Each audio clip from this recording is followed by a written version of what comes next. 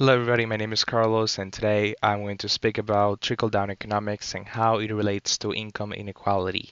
Now before I begin, I'd like to show a graph that I found from the EPI that shows the growth or the distribution of wealth between the top 1% and the middle class of the country between 1979 and 2010.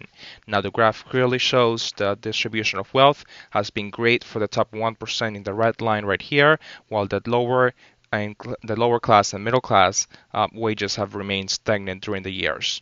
Now, this distinction opens up the discussion to the effect of trickle down into that pattern. Now, if you think trickle down works, maybe you've been trapped in a conservative bubble of alternative facts. So today I'll talk about how progressive policies move the economy forward and help all of us and not just the very rich. So who's better fit to handle the economy? The government or wealthy corporations? This is a debate between many conservatives and progressives, baby boomers and millennials, and amongst Democrats and Republicans. Conservatives will argue that the invisible hand is the best way in which the economy thrives by means of reduced government intervention, with lower taxes and increased corporate welfare. Progressives will then argue that government regulations aimed to protect citizens provide a safety net necessary for this advantage to thrive and escape the vicious cycle of poverty by means of affordable education.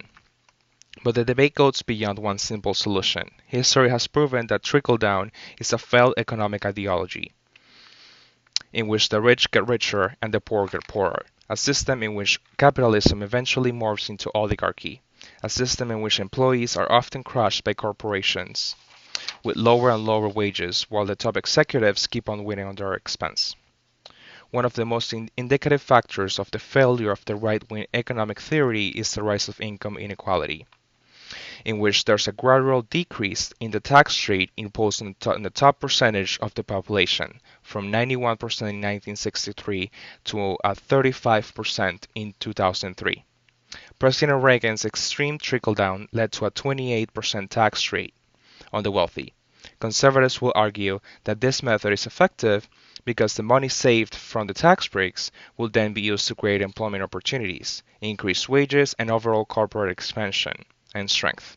But the reality shows otherwise. It shows that even with the available revenue from the tax breaks, corporations are machines designed to maximize profits, regardless of the context, and do not direct those earnings to the pockets of the employees, but to the bank accounts of the top executives. Now let's take a look at the effects of the Bush administration, for example, in which taxes for the rich were slashed significantly and growth hit negative levels. Keeping this in mind, let's consider the 1950s, in which the 91% tax rate contributed to one of the highest recorded growth periods in American history.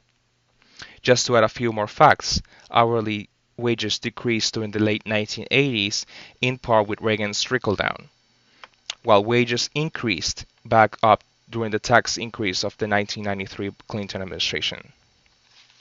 Another argument right-wingers often purposely misinform about is that increased taxes leads to reduced corporate revenue, which then turns to lower wages and layoffs. But the reality is that that's just a fear-mongering approach designed to smear comprehensive tax policy as a radical authoritarian socialist approach that leads to too much government and too much intervention. But the reality is that wages grew by at least 1% with a 91% tax that lasted until 1972. One can further prove conservatives wrong by pointing out that the three largest decreases in unemployment occurred during the years in which the top tax rate was 91%. It's important to recognize the rise of right-wing extremism and propaganda our nation is facing.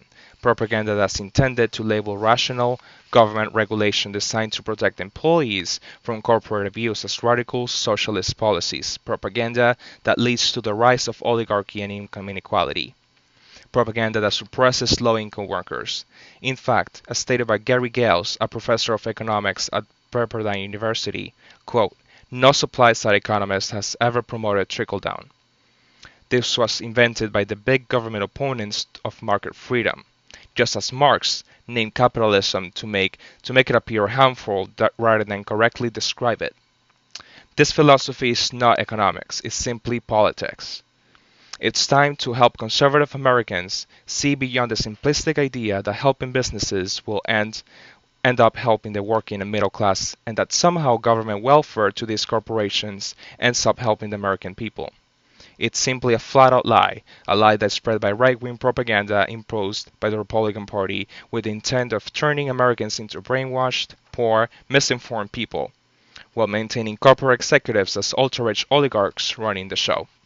And that is my report. Thank you.